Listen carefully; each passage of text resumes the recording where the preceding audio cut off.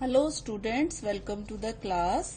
आज हम शुरू करने जा रहे हैं बेटा unit number 5 of class +1 physics, system of particles and rotational motion, जो कि एनसीईआरटी के हिसाब से चैप्टर नंबर 7 है।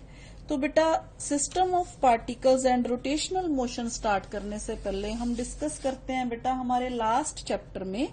हमने लास्ट चैप्टर में डिस्कस किया था बेटा पॉइंट ऑब्जेक्ट के बारे में।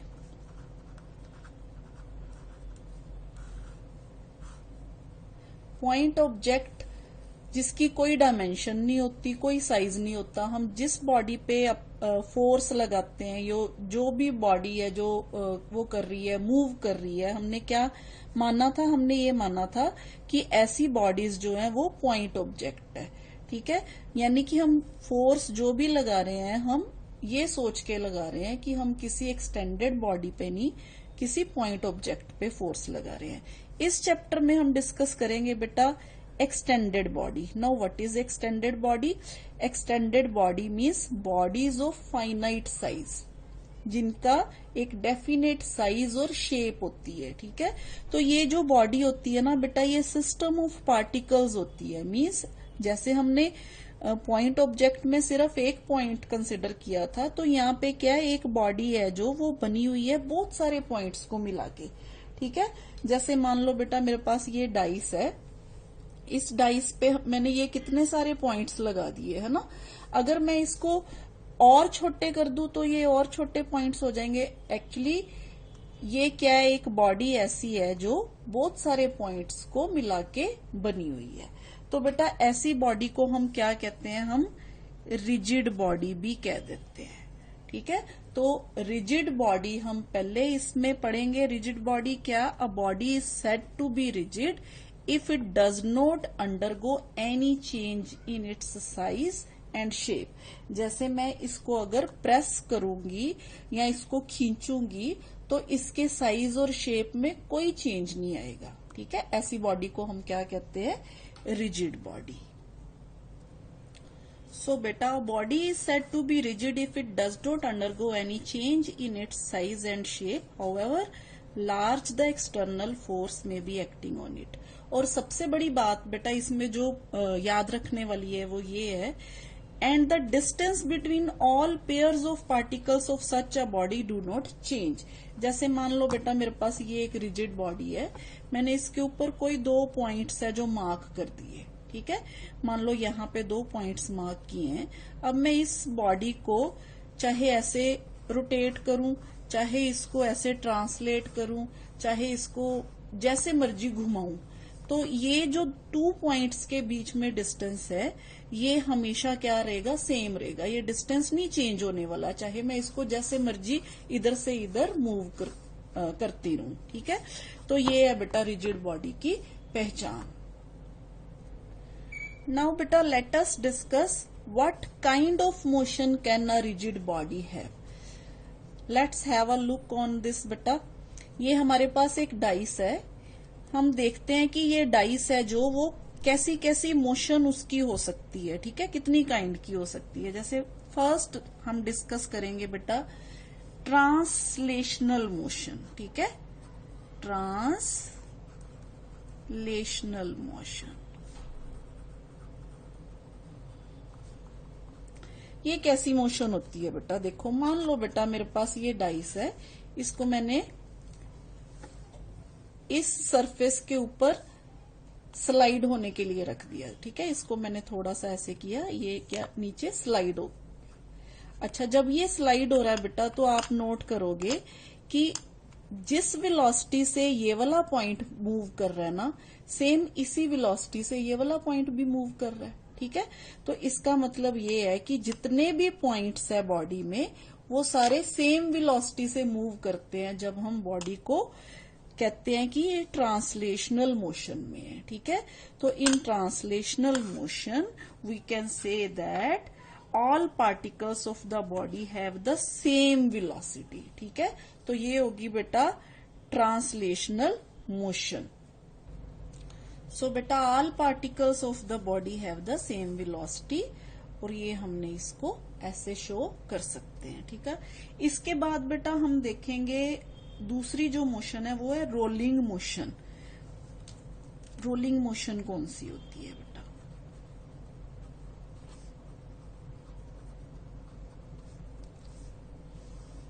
बेटा आपने नोट किया होगा, सिलेंडर वाले आते हैं ना हमारे घर में सिलेंडर लेके, तो वो क्या करते हैं, सिलेंडर को रोल करके लेके आते हैं, है ना। कई बार क्या होता है, कोई जैसे अभी मैंने ये एक एग्जांपल ली है, यहाँ पे मेरे पास इंक्लाइंड प्लेन है। मान लो बेटा मैंने यहाँ से एक बॉडी को रोल करवा दिया, जैसे ये मान लो मेरे पास राउंड शेप की कोई बॉडी है, इसी तरह से यहाँ पे P1 और P2 2 पॉइंट्स है। जब मैं इसको रोल करवाऊंगी बेटा, मान लो ये बॉडी ऐसे ऐसे नीचे जा रही है रोल करके, ठीक है, तो इसमें जितने भी पॉइंट्स हैं ना जो, वो सारे क्या करेंगे, रोल करेंगे। ठीक है जी बेटा, जब ये बॉडी नीचे रोल करेगी, ऐसे ऐसे रोल करके जाएगी, तो इसमें जितने भी पॉइंट्स है ना बेटा, वो सारे डिफरेंट वेलोसिटी से मूव करेंगे। कैसे डिफरेंट वेलोसिटी से मूव करेंगे? जैसे मान लो ये पॉइंट ऐसे जा रहा है, तो इस पॉइंट पे इसकी डायरेक्शन ये होगी, यहां आ गया तो इसकी डायरेक्शन ये हो जाएगी, यहां गया तो इसकी डायरेक्शन ये हो जाएगी। इसी तरह से सारे पॉइंट्स जो है, इनकी डायरेक्शन जो है वो चेंज हो रही है। तो ये पॉइंट्स जो हैं वो हम कह सकते हैं कि डिफरेंट वेलोसिटीज के साथ क्या कर रहे हैं, मूव कर रहे हैं। तो ये प्योरली ट्रांसलेशनल मोशन नहीं है, ठीक है, क्योंकि ट्रांसलेशनल मोशन में हमने कहा कि पार्टिकल्स सेम वेलोसिटी से मूव करते हैं। इसमें क्या है बेटा, इसमें सारे पार्टिकल्स हैं जो वो डिफरेंट वेलोसिटी से मूव कर रहे हैं। ठीक है, तो ऐसी मोशन को क्या कहते हैं हम बेटा, रोलिंग मोशन कहते हैं। जी बेटा, नेक्स्ट हम डिस्कस कर रहे हैं rotation about a fix axis. बेटा आपने सीलिंग फैन देखा होगा, है ना। सीलिंग फैन में क्या होता है, जब फैन घूम रहा होता है तो फैन जो है उसके जो पंख होते हैं वो एक रोटेशन एक्सिस के आसपास घूमते हैं। ठीक है, तो ऐसी मोशन को हम क्या कहते हैं बेटा, ऐसी रोटेशनल मोशन बोलते हैं जिसमें एक्सिस जो होता है वो क्या होता है, फिक्स होता है। ठीक है, तो ऐसी मोशन में बेटा क्या होता है कि जितने भी पार्टिकल्स होते हैं ना बॉडी में, वो सारे एक्सिस के साथ एक प्लेन होता है परपेंडिकुलर टू द एक्सिस, जिसमें वो रोल करते हैं। ठीक है जी बेटा, रोटेशनल मोशन में देखो, ये एक एग्जांपल देखिए आप, मेरे पास ये क्या कहते हैं आप इसको, बेब्लेड बोलते हैं इसको। ठीक है, ये स्पिनिंग टॉप भी बोलते हैं हम इसको। इसमें ये पॉइंट्स आपको नजर आ रहे हैं, ये देखिए। ठीक है, ये रोटेट कर रहे हैं, ये रोटेशन है इनकी, ये रोटेट कर रहे हैं। ये कैसे रोटेट कर रहे हैं, ये इनका एक्सिस है, ये एक्सिस है, एक्सिस ऑफ रोटेशन है। ठीक है, ये एक प्लेन है, और ये जो प्लेन है ये देखिए एक्सिस ऑफ रोटेशन और ये प्लेन दोनों एक दूसरे से 90 डिग्री का एंगल बना रहे हैं। ठीक है, ये देखिए, ये एक्सिस ऑफ रोटेशन है और ये प्लेन है, और ये जो पार्टिकल्स हैं ये प्लेन में मूव कर रहे हैं। ठीक है, जैसे मैं इसको घुमाती हूँ तो ये पार्टिकल्स हैं जो ये इसी प्लेन में रहते हैं, इसी प्लेन से बाहर नहीं जाते। अब मान लो ऐसी ही एक प्लेट ऊपर भी है, ऐसी ही एक प्लेट नीचे भी है, तो जितने भी पार्टिकल्स हैं वो सारे पैरेलल प्लेट्स में मूव करेंगे। तो ऐसी मोशन को हम क्या कहते हैं बेटा, rotational motion of a rigid body. इसमें क्या होता है, इसमें जो मोशन होती है of all its particles move along circle in parallel planes, the centre of these circle lie on a fixed line perpendicular to the parallel plane and is called axis of rotation. इसको हम क्या बोलते हैं, axis of rotation, और ये fix रहता है। ठीक है जी बेटा, हम इसको ऐसे शो कर सकते हैं, देखिए ये हमारे पास जेड एक्सिस है, ये वाई एक्सिस है और ये एक्स एक्सिस है। अब जो जैसे हमने शो किया, मान लीजिए ये हमारा जेड एक्सिस है। ठीक है, तो हमारी बॉडी ऐसे घूम रही है, ये रोटेशन ऐसे हो रही है। तो ये सारे जो पार्टिकल्स हैं ये प्लेन के ऊपर, ये सेम एंगुलर वेलोसिटी के साथ मूव करते हैं। जो वेलोसिटी इस पॉइंट की होगी वही इस पॉइंट की, और वही इस पॉइंट की होगी। ठीक है, तो सारे के सारे पार्टिकल्स हैं बेटा जो क्या कर रहे हैं, सेम एंगुलर वेलोसिटी ओमेगा के साथ मूव करते हैं ऐसी रोटेशन में। अच्छा बेटा, जरूरी नहीं होता कि हर ऐसी रोटेशन में जो एक्सिस है वो फिक्स ही हो। कई बार क्या होता है बेटा, जब हम टॉप को चलाते हैं तो टॉप का ये जो पॉइंट होता है ये ग्राउंड के साथ फिक्स हो जाता है, और टॉप है ना जो ऐसे ऐसे घूमना शुरू कर देता है। होता है ना कई बार ऐसे ऐसे ऐसे घूमना शुरू हो जाता है। ठीक है, तो ऐसी मोशन जो होती है उसमें एक्सिस जो होता है वो फिक्स नहीं होता। सो बेटा this is all about rotation about a fixed axis. Actually ये जो मोशन है ये हमारे लिए इम्पॉर्टेंट है, क्योंकि ये वाला जो चैप्टर है बेटा इसी तरह की मोशन है जो उस पे आधारित है। ठीक है, तो इसमें बेटा जो मैंने दूसरी जो आपको केस बोला स्पिनिंग टॉप वाला, next example of spinning top,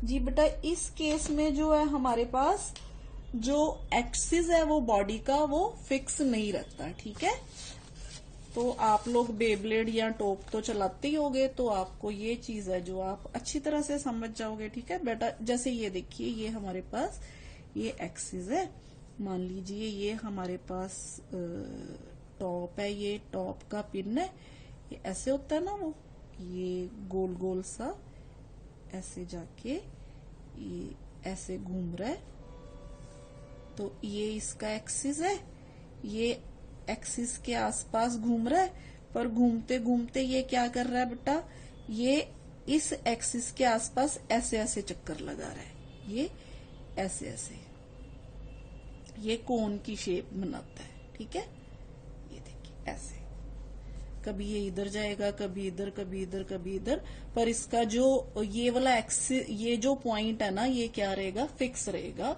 ground के साथ। ठीक है, तो ये है बेटा हमारे पास स्पिनिंग ऑफ टॉप की example. The point of contact of the top with the ground जो है वो क्या रहता है, फिक्स रहता है। और जो दूसरा केस है उसमें क्या, हमारा एक्सिस फिक्स रहता है, पर हमारा ये जो टॉप है ये कहीं भी जा सकता है, यहाँ यहाँ यहाँ यहाँ ऐसे कहीं भी घूमते घूमते घूमते घूमते कहीं भी जा सकता है, पर ये एक्सिस जो है वो क्या रहता है बेटा, इसका फिक्स रहता है। और जिस वेलोसिटी से, एंगुलर वेलोसिटी से ये पूरा टॉप मूव करता है, इसी एंगुलर वेलोसिटी से ये जो उसके ऊपर पॉइंट्स जो हमने शो किए हैं ये जो है वो मूव करते हैं। जी बेटा ऐसी जो एग्जाम्पल है आपने वो टेबल फैन के केस में भी देखी होगी। टेबल फैन होता है ना जिसका मुंह घूमता रहता है इधर से उधर, उधर से उधर। ठीक है, अच्छा बेटा इसके अलावा ऐसी भी मोशन होती है जिसमें क्या होता है कि combination of translation and rotation motion होता है। जैसे मान लो बेटा आप बॉल थ्रो करते हो ना एक पॉइंट से दूसरे, एक स्टूडेंट दूसरे स्टूडेंट को बॉल थ्रो कर रहा है जैसे, तो बॉल क्या करता है बेटा, ये ऐसी डायरेक्शन में ये ट्रांसलेट भी कर रहा है और साथ साथ में क्या कर रहा है, स्पिन भी कर रहा है। जैसे ऐसे जाते जाते उसमें वो स्पिन भी कर रहा है।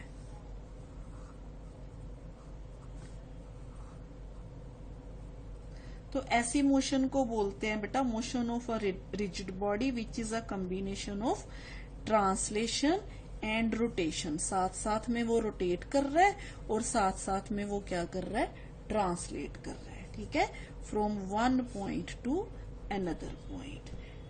ठीक है, इसके अलावा अगर मान लो कोई पॉइंट रोटेट नहीं करता, प्योर ट्रांसलेशन है, तो मान लो मैं यहां से यहां इस पॉइंट से इस पॉइंट पे कोई, मान लो मेरे पास ऐसा कोई ऑब्जेक्ट है, जैसे मान लो गिलास है मेरे पास, ये मैंने ऐसे फेंका कि ये ऐसे मूव किया पर ये टिल्ट नहीं हुआ, ऐसे का ऐसे ही गया बेटा, ये ऐसे, यहां पे भी, ठीक है, यहां पे भी ऐसे करता करता यहां पे चला गया। तो ऐसी जो मोशन होती है उसको हम क्या बोलते हैं बेटा, motion of a rigid body which is pure translation. ठीक है, सो बेटा अगर हम ध्यान से देखें तो हमने इसमें से क्या समझा, क्या पॉइंट्स हमने देखे। The motion of a rigid body which is not fixed in some way is either a pure translation और a combination of translation and rotation. यानी कि मान लीजिए बेटा हमारे पास एक्सिस फिक्स नहीं है, तो वो मोशन क्या होगी बेटा, या तो प्योर ट्रांसलेशन होगी, ऐसे ये देखिए ये ऐसे जाएगी सीधा, ठीक है। दूसरे केस में क्या है, यहां से यहां जाते जाते ये जो बॉडी है ऐसे घूमते घूमते जाएगी, ऐसे घूमते घूमते इधर जाएगी, या ठीक है। तो ये बेटा ये हो गया। और दूसरा हमने क्या देखा, motion of a rigid body which is pivoted और fixed in some way is rotation. तो इससे हमने ये सीखा कि अगर मान लो ये एक्सिस फिक्स है, ये फिक्स एक्सिस के आसपास कोई बॉडी है जो मूव करती है, तो ऐसी मोशन को हम क्या कहते हैं बेटा, रोटेशनल मोशन कहते हैं, ठीक है। नाउ बेटा we will discuss about centre of mass. What is centre of mass? The point in the system where the whole mass of the system can be supposed to be concentrated is called center of mass of the system. बेटा अगर आप ध्यान से देखो ना, आप हम लोग क्या करते हैं, कोई भी हमारे पास ऑब्जेक्ट होता है ना, तो हम उसको क्या करते हैं, एक ऐसा पॉइंट वहां पे ढूंढ लेते हैं जिससे जिससे हमें ये लगता है कि ये बॉडी है ना जो यहाँ पे बैलेंस हो जाएगी। जैसे मान लो मेरे पास कोई स्केल है या कोई कुछ है या ये मोबाइल कवर है, तो इसका कोई ऐसा पॉइंट होगा जिसपे मैं इस बॉडी को इस पेन के ऊपर ऐसे टिका पाऊंगी, ठीक है। या बेटा ऐसे कह सकते हैं कि मान लो मेरे पास ये एक सिस्टम है, ठीक है। ये एक बॉडी है जो बहुत सारे सिस्टम ऑफ पार्टिकल से बनी हुई है। तो बेटा सेंटर ऑफ मास जो क्या है, वो हम मानते हैं कि जैसे मान लो हमारे पास सिस्टम है, वो remains unaltered when the forces acting on the system are applied directly at the centre of mass. अब हम अगर हमें इसका सेंटर ऑफ मास पता चल जाएगा ना, तो हम फोर्स लगा के इसकी मोशन को ऐसे कर सकते हैं कि जो पार्टिकल्स की मोशन है ना वो अनअल्टर्ड हो। जैसे एग्जाम्पल बेटा मैं मान लो मैंने बेटा इस जो ये वाला ब्लॉक है इसको यहां से ऐसे लेके जाना है, ठीक है। एक पॉइंट से ऐसे इसको प्योरली ऐसे मैंने ट्रांसलेशन मोशन में लेके जाना है। तो मैं मान लो यहां पे फोर्स लगा रही हूं, ये देखो, तो ये घूम गया, ठीक है। अगर मान लो मैंने इसको इधर से फोर्स लगाई तो ये इधर को घूम गया। तो अब मैं कौन से पॉइंट पे इस पे फोर्स लगाऊं, एक ऐसे पॉइंट पे कि ये घूमने की बजाय क्या करे, ट्रांसलेट करना शुरू कर दे। तो फिर मैं ऐसा पॉइंट्स यहाँ पे कोई फाइंड आउट करूंगी कि मैं इसको फोर्स लगाई और ये सीधा जो है ये ऐसे मूव करना शुरू कर गया, ठीक है। ये ऐसे पूरे का पूरा सिस्टम है जो वो क्या करना शुरू हो गया, इस पॉइंट पे फोर्स लगा के प्योरली ट्रांसलेशन मोशन होगी, ये देखो, ठीक है। तो बेटा ये होता है सेंटर ऑफ मास, जिसपे अगर मैंने सिर्फ वही पॉइंट पे मैं फोर्स लगाऊं और ये जो बॉडी है ना होल एज अ सिस्टम जो है वो मूव करना शुरू करते, ठीक है। अच्छा बेटा जो सेंटर ऑफ मास होता है ना वो डिपेंड करता है distribution of mass inside it. अब मान लो बेटा ये मेरे पास यही वाला ब्लॉक है, इस पे मैं ये वाले पॉइंट पे फोर्स लगा के इसको मूव कर रही हूँ, ठीक है। अब मान लो मैंने बेटा इस ब्लॉक में यहाँ पे थोड़ा मास रख दिया, ठीक है। इस तरफ इसका वेट है जो बढ़ गया, मास है जो बढ़ गया। अब मैं अगर इसको इस पॉइंट पे फोर्स लगाऊंगी ना तो ये घूम जाएगा, ये देखो, ये वैसे नहीं ना मूव किया। अब मेरे को क्या करना पड़ेगा, सेंटर ऑफ मास चेंज करना पड़ेगा। अब देखना, ये देखो, अब ये शिफ्ट हो गया, पहले सेंटर में था अब इस तरफ शिफ्ट हो गया, ठीक है। अब अगर मान लो मैंने इस तरफ भी इतना ही मास रख दिया, ठीक है, तो अब मैं इसको सेंटर में फोर्स लगाऊंगी तो फिर वैसे ही ट्रांसलेट करेगा। अब अगर मैं इस तरफ से मान लो इसका मास है जो वो रिमूव कर देती हूँ। तो अब मैं अगर सेंटर पे फोर्स लगाऊंगी तो ये देखो ये इस तरफ घूम गया। ठीक है, अब मेरे को क्या करना पड़ेगा, ये शिफ्ट करना पड़ेगा सेंटर ऑफ मास को। तो अब ये देखो, ठीक है, तो ये है बेटा सेंटर ऑफ मास का कंसेप्ट कि सेंटर ऑफ मास जो होता है ना, वो बॉडी का concept of centre of mass है जो वो has prove to be of immense use in studying the various types of problems in mechanics, and it is found to be particularly useful in the study of the collision phenomena। ठीक है,